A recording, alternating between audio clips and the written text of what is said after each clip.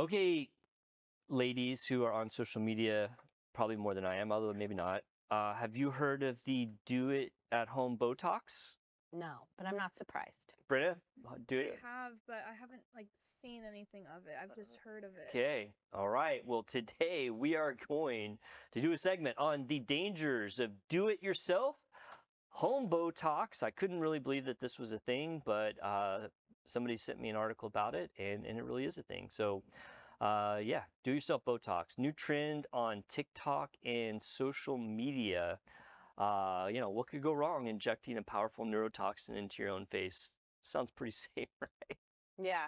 One time it's like I could see that happening because one time this company, like back in the day when I was more on social media, they were like, "Hey, can you do a video or whatever about this product?" And it was like this serum that came in this little thing, and it had little needles in it, and you would prick your face Okay. where like you wanted to see you results. didn't do that, did you? Yeah, I did it. Oh, you did it. Yeah.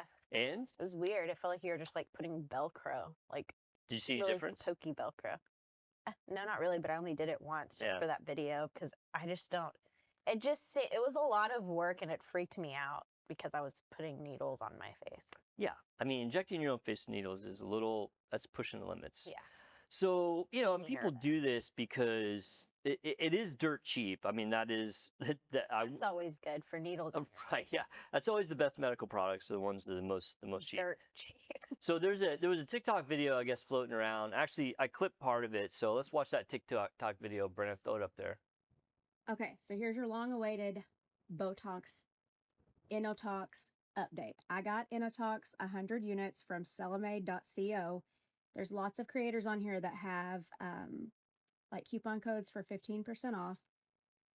I just recorded this whole video that was like 6 minutes long and it just disappeared. So anyways, I'd already drew it up on my face. So I did 2 units, 2 units, 2 units, 2 units, 2 units, 2 units, 2 units. On your forehead up here, very shallow. You just go in very, very shallow. Use an insulin needle.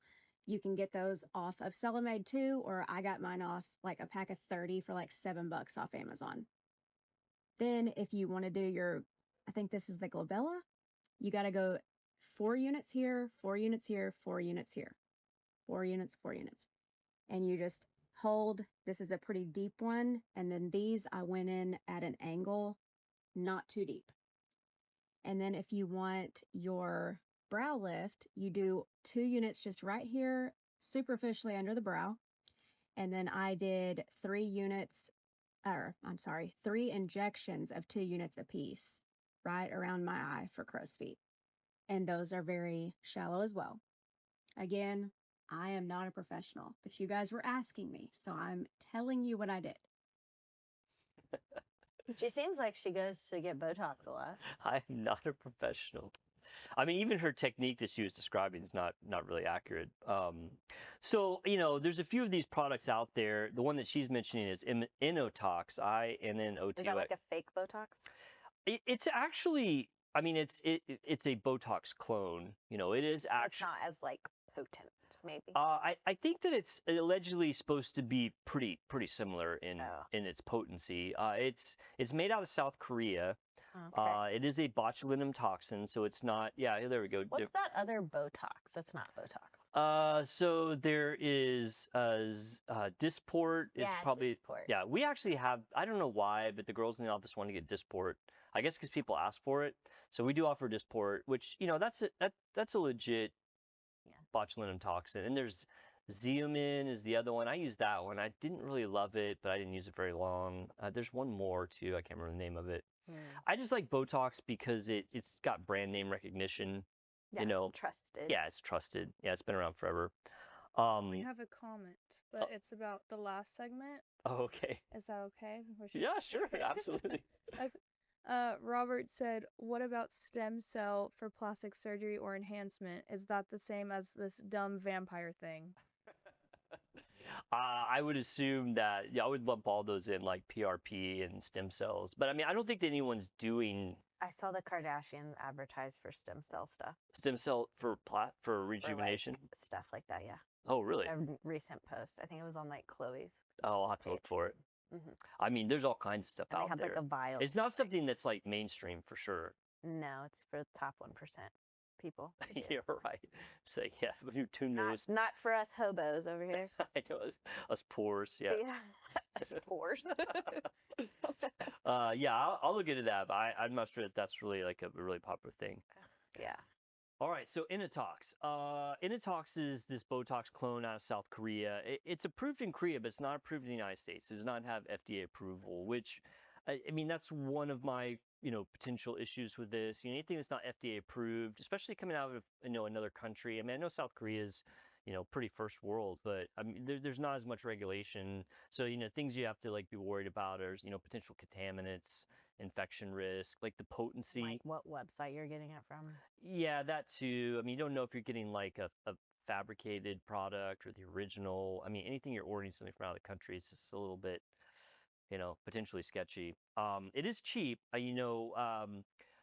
Botox in the United States generally runs you like on average about $10 a unit. This stuff is dirt cheap. It's like $1 a unit. Like it's like 10% of the price. Nice. Yeah, really cheap. And it's, it's convenient if you're going to do it yourself. You don't have to make an appointment. But is it safe? Well, no, there's just no way that I can advocate that a person injecting themselves with a potentially lethal neurotoxin is safe if they don't have training. I mean, if I was going to get Botox, I wouldn't inject myself. I just wouldn't. I mean, Yeah. it's much easier to inject someone else. And so as somebody who's been literally doing Botox for 20 years, if I was going to get Botox, I wouldn't inject myself because I would not feel that that was like the smartest thing to do. Yeah. And I have 20 years experience doing it. I wouldn't do it. Yeah, I mean, right off the bat, I mean, it just sounds like a bad idea. Plus these people, are not trained. Yeah. There is the issue of the non-FDA approval. And so, I mean, it is, it's possible that they could have contaminant risk, infection risk. If like, say the vial potency was 10 times higher or something. I mean, things like that can happen if it's not regulated. So then, you could get into real trouble if you get like a hot vial and you're not injecting it properly. I mean, you could literally kill yourself. I mean, botulinum toxin is deadly. Yeah. That's crazy. And people that have been doing this for years have potentially have problems. I mean, I know injectors that have been doing this a long time, and they're not doing it on themselves; they're doing it on someone else, and then they have an issue, and someone gets a complication. I mean, it happens. Yeah. Give me a little history lesson. Where did Botox come from? Like what doctor was like, I'm going to inject this into somebody's forehead and it's going to get rid of the There, wrinkles? I've looked that up. It's been around for a long time. I want Yeah. to say it was the 90s when they first started using it for paralysis. And I want to say that it was first used for medical uses like spasticity. Yeah, I'm Yeah. sure. But And I then- wonder like what doctor was like, hey.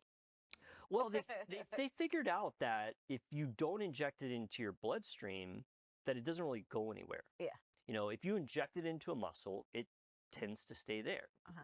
And so you can inject this potent neurotoxin, because obviously if the neurotoxin gets in your bloodstream and it goes to, say your diaphragm, It'd make you stop breathing. you'll stop breathing. And in fact, when we were talking about those fake Botoxes that were, leaking into the United States, there were reports of people that were having to go on ventilators because they lost their ability to breathe.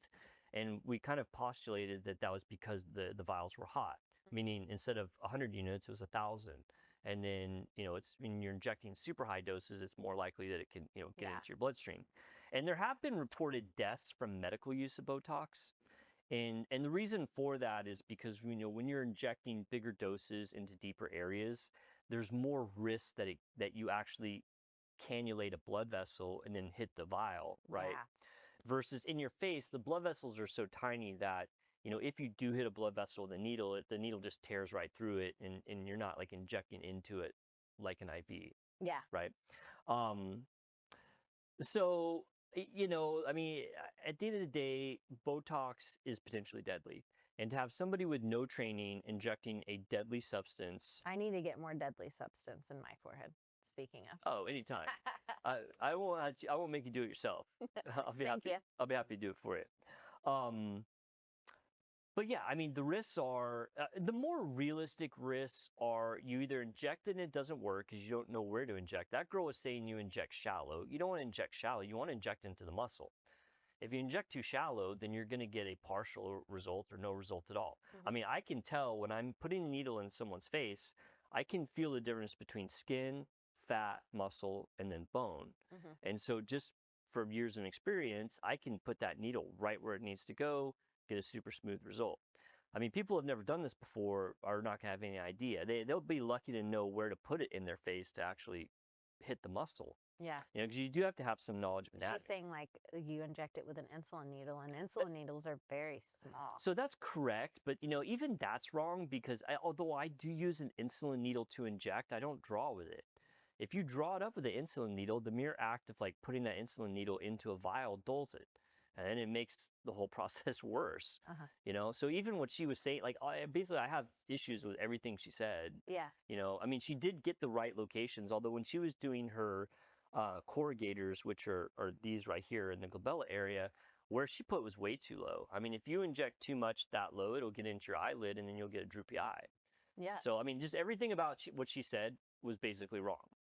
And so, again, if this was something where it's, you know, not potentially deadly, I might be a little bit more, you know, lenient on it. But I mean, this is a potentially deadly substance. More likely what would happen is somebody would inject incorrectly and get a facial paralysis.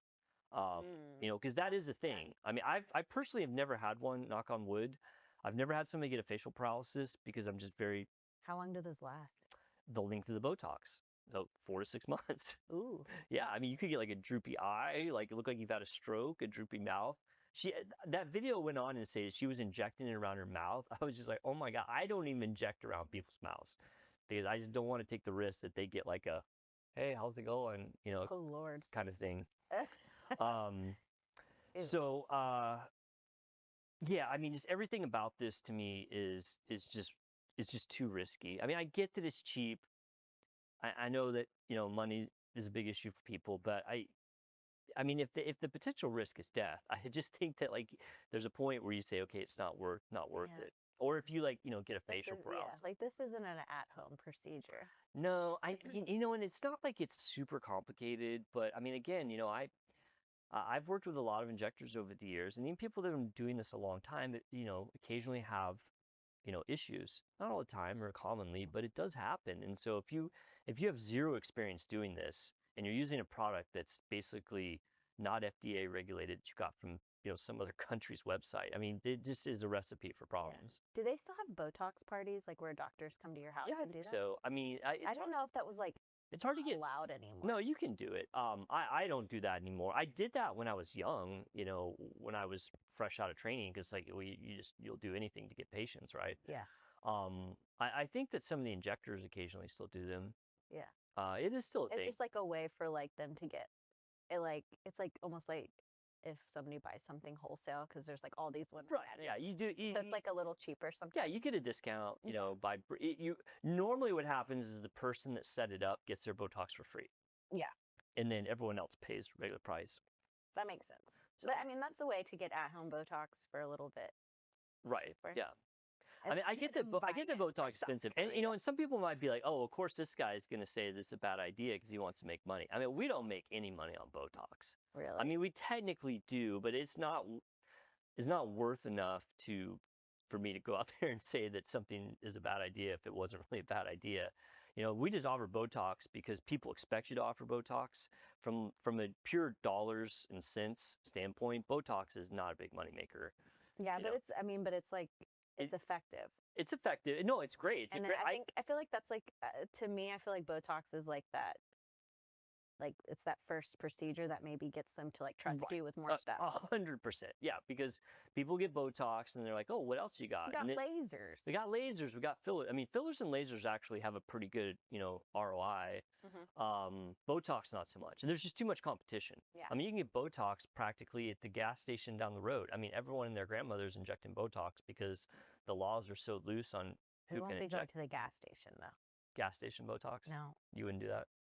What about gas station plastic surgery? Drive through? No. Okay, good. You have been... That's here? No, I'm Oh. just stressing with you. It's in South Korea then, baby. Maybe so. Maybe so. You're All right. right. Today we were talking about a new trend that I didn't know existed, which is at-home, do-it-yourself Botox clones. Initox is the most popular one. This is a product that comes out of South Korea.